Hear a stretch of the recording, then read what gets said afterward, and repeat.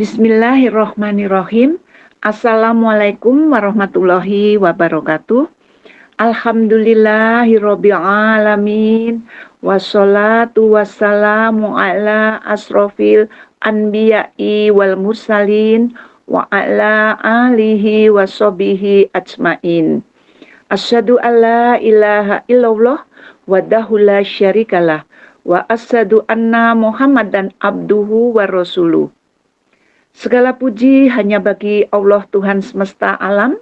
Semoga sholawat dan salam tercurah kepada Nabi dan Rasul yang paling mulia, Nabi Muhammad SAW, kepada keluarga dan sahabatnya seluruhnya.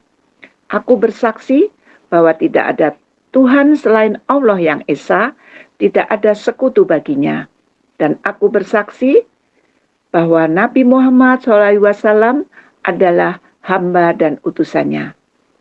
Kita berjumpa lagi dengan Sirah Nabawiyah bersama Umi Nini Gawat yang bekerja dengan GN YouTube channel. Semua bagaimana kabarnya?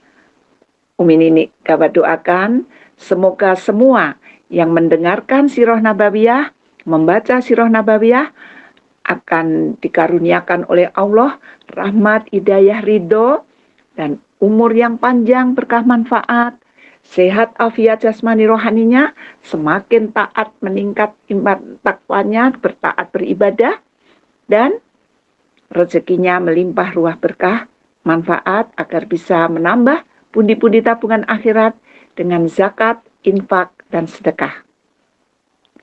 Dan dalam saat ini kita juga masih harus waspada karena ternyata COVID-19 masih ada, jadi kalau kita keluar rumah, pakailah masker, selalu cuci tangan dengan sabun, dan hindari kerumunan. Kita mulai pada pagi hari ini, cuaca yang cerah ini. Allahumma sholli ala Sayyidina Muhammad wa ala ali Sayyidina Muhammad. Khalifah Umar bin Khattab itu dari tahun 634 Masehi sampai dengan tahun 644 Masehi. Umar bin Khattab, nama lengkapnya adalah Umar bin Khattab bin Nufail, keturunan Abdul Uzza Al-Quraisy dari suku Adi, salah satu suku yang terpandang mulia. Umar dilahirkan di Mekah 4 tahun sebelum kelahiran Rasulullah SAW. Umar masuk Islam pada tahun kelima setelah kenabian dan menjadi salah satu sahabat terdekat Rasulullah SAW. Kemudian oleh Rasulullah SAW dijadikan sebagai tempat rujukan mengenai hal-hal yang penting. Ia dapat memecahkan masalah yang rumit tentang siapa yang berhak menggantikan Rasulullah SAW dalam memimpin umat setelah wafatnya Rasulullah SAW. Dengan memilih dan menembaiat Abu Bakar sebagai khalifah pengganti Rasulullah SAW, sehingga ia mendapat penghormatan yang tinggi dan dimintai nasihatnya serta menjadi tangan kanan khalifah yang baru itu. Sebelum meninggal dunia, Abu Bakar telah menunjuk Umar bin Khattab menjadi penerusnya. Rupanya masa 2 tahun bagi Khalifah Abu Bakar belumlah cukup menjamin stabilitas keamanan terkendali. Maka penunjukan ini dimaksudkan untuk mencegah kemungkinan terjadinya perselisihan di kalangan umatnya. Umar bin Khattab menyebut dirinya khalifati Rasulullah SAW atau pengganti dari pengganti Rasulullah SAW. Ia juga mendapat gelar Amir al-Mukminin atau komandan orang-orang beriman. Sehubungan dengan penaklukan yang berlangsung pada masa pemerintahannya, Khalifah Umar juga meletakkan prinsip-prinsip demokratis dalam pemerintahannya dengan membangun jaringan pemerintahan sipil yang sempurna. Kekuasaan Umar tidak memberikan hak istimewa tertentu. Tiada istana atau pakaian kebesaran, baik untuk Umar sendiri maupun bawahannya, sehingga tidak ada perbedaan antara penguasa dan rakyat. dan mereka setiap waktu dapat dihubungi oleh rakyat. Kehidupan khalifah memang merupakan penjelmaan yang hidup dari prinsip-prinsip egaliter dan demokratis yang harus dimiliki seorang kepala negara. Khalifah Umar memerintah selama 10 tahun lebih 6 bulan 4 hari. Kematiannya sangat tragis. Seorang budak bangsa Persia bernama Fairuz atau Abu Lulu'ah secara tiba-tiba menyerang dengan tikaman pisau tajam ke arah khalifah yang akan mendirikan sholat subuh yang telah ditunggu oleh jamaahnya di Masjid Nabawi di pagi buta itu. Khalifah terluka parah dari para pembaringannya. Ia mengangkat syuro, komisi pemilih yang akan memilih penerus tongkat kekhalifahannya. Khalifah Umar wafat 3 hari setelah penikaman atas dirinya, yakni 1 Muharram 23 Hijriah 644 Masehi. Khalifah ketiga adalah Utsman bin Affan. Nama lengkapnya ialah Utsman bin Affan bin Abil As bin Umayyah dari suku Quraisy. Ia memeluk Islam karena ajakan Abu Bakar dan menjadi salah seorang sahabat dekat Rasulullah SAW. Meski memiliki kekayaan melimpah, tapi Utsman berlaku sederhana dan sebagian besar kekayaannya digunakan untuk kepentingan Islam. Ia mendapat julukan Zunnurain, artinya yang memiliki 2 cahaya, karena menikahi 2 putri Rasulullah SAW secara berurutan setelah salah satunya meninggal.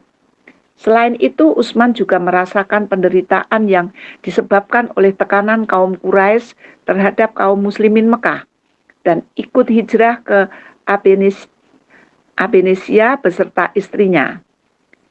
Utsman menyumbang 950 ekor unta dan 50 bagal serta 1000 dirham dalam ekspedisi untuk melawan Bizantium di perbatasan Palestina. Ia juga membeli mata air orang-orang Romawi yang terkenal dengan harga 20.000 dirham untuk selanjutnya diwakafkan bagi kepentingan umat Islam dan pernah meriwayatkan hadis kurang lebih 150 hadis. Seperti halnya Umar, Utsman diangkat menjadi khalifah melalui proses pemilihan. Bedanya, Umar dipilih atas penunjukan langsung, sedangkan Utsman diangkat atas penunjukan tidak langsung, yaitu melewati badan syuro yang dibentuk oleh Umar menjelang wafatnya. Karya monumental Utsman lain yang dipersembahkan kepada umat Islam ialah penyusunan kitab suci Al-Quran. Penyusunan Al-Quran dimaksudkan untuk mengakhiri perbedaan-perbedaan serius dalam bacaan Al-Quran. Disebutkan bahwa selama pengiriman ekspedisi militer ke Armenia dan Azerbaijan, perselisihan tentang bacaan Al-Quran muncul di kalangan tentara Muslim. Sebagiannya direkrut dari Suriah dan sebagian lagi dari Irak. Adapun ketua Dewan Penyusunan Al-Quran yaitu Zaid bin Thabit, sedangkan yang mengumpulkan tulisan-tulisan Al-Quran antara lain adalah dari Hafsah, salah seorang istri Rasulullah SAW. Kemudian, Dewan itu membuat beberapa salinan naskah Al-Quran untuk dikirimkan ke berbagai wilayah kegubernuran sebagai pedoman yang benar untuk masa selanjutnya. Sekelompok orang mengepung rumah khalifah dan membunuhnya ketika Khalifah Utsman sedang membaca Al-Quran. Pada tahun 35 Hijriah, 17 Juni 656 Masehi. Inna lillahi wa inna ilaihi raji'un. Khalifah keempat adalah Ali bin Abu Thalib. Ali pemimpin dari tahun 656 sampai 661 Hijriah. Ali adalah menantu Rasulullah SAW, Ali putra Abi Thalib bin Abdul Muthalib. Ia juga sepupu Rasulullah SAW yang telah ikut bersamanya sejak bahaya kelaparan mengancam kota Mekah demi untuk membantu keluarga pamannya yang mempunyai banyak putra. Abbas, paman Rasulullah SAW yang lain, membantu Abu Thalib dengan memelihara Ja'far, anak Abu Thalib yang lain. Ia telah masuk Islam pada usia sangat muda. Ketika Rasulullah SAW menerima wahyu yang pertama, menurut Hasan, Ibrahim Hasan Ali berumur 13 tahun atau 9 tahun menurut Mahmudun Nasir. Ia menemani Rasulullah SAW dalam perjuangan menegakkan Islam, baik di Mekah maupun di Madinah, dan ia diambil menantu oleh Rasulullah SAW dengan menikahkannya dengan Fatimah, salah seorang putri Rasulullah SAW, dan dari sisi keturunan Rasulullah SAW berkelanjutan. Karena kesibukannya merawat dan memakamkan jenazah Rasulullah SAW, ia tidak berkesempatan membaiat Abu Bakar sebagai khalifah, tetapi ia baru membaiatnya setelah Fatimah wafat. Ali adalah seorang yang memiliki banyak kelebihan. Selain itu, ia adalah pemegang kekuasaan. Pribadinya penuh vitalitas dan energik, perumus kebijakan dengan wawasan yang jauh ke depan.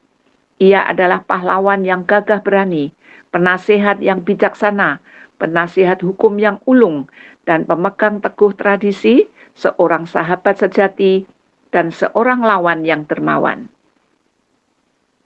Ia telah bekerja keras sampai akhir hayatnya dan merupakan orang kedua yang berpengaruh setelah Nabi Muhammad SAW. Pertama yang dilakukan oleh Khalifah Ali ialah menghidupkan cita-cita Abu Bakar dan Umar, menarik kembali semua tanah hibah yang telah dibagikan oleh Utsman kepada kaum kerabatnya ke dalam kepemilikan negara. Ali juga segera menurunkan semua gubernur yang tidak disenangi rakyat. Utsman bin Hanif diangkat menjadi penguasa Basrah, menggantikan Ibnu Amir, dan Qais bin Sa'ad dikirim ke Mesir untuk menggantikan gubernur negeri itu yang dijabat oleh Abdullah. Gubernur Suriah, Muawiyah, juga diminta meletakkan jabatannya, tetapi ia menolak perintah Ali, bahkan ia mengakui kekhalifahannya. Tepat pada 17 Ramadan 40 Hijriah tahun 661 Masehi, Khalifah Ali terbunuh. Pembunuhnya adalah Ibnu Muljam, seorang anggota Khawarij yang sangat fanatik. Pada tanggal 10 Ramadan 40 Hijriah tahun 660 Masehi, masa pemerintahan Ali berakhir. Demikian kisah Sirah Nabawiyah yang sudah Umi bacakan setahun yang lalu dari bab 1, sekarang berakhir di bab 165 ini. Jangan hanya didengarkan, mari kita ulang-ulang mendengarkan, membaca, agar kita tahu betapa besar perjuangan Rasulullah SAW, sahabat-sahabatnya, Abu Bakar, Umar bin Khattab, Ali bin Abi Thalib, semuanya, Utsman bin Affan, itu sangatlah tidak mudah, sangat berat, namun karena dia teguh, tetap bersandar kepada Allah, kemuliaan ada di mereka. Dan jangan lupa kita mencintai Rasulullah SAW agar kita kelak mendapatkan syafaatnya atas izin Allah, maka di setiap saat kita bersolawatlah.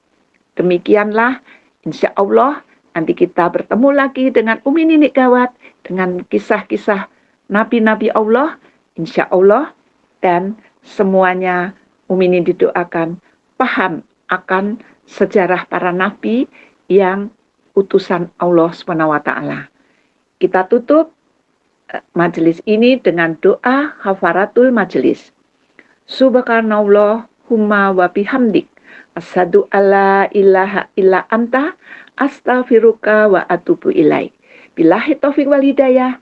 Wassalamualaikum warahmatullahi wabarakatuh.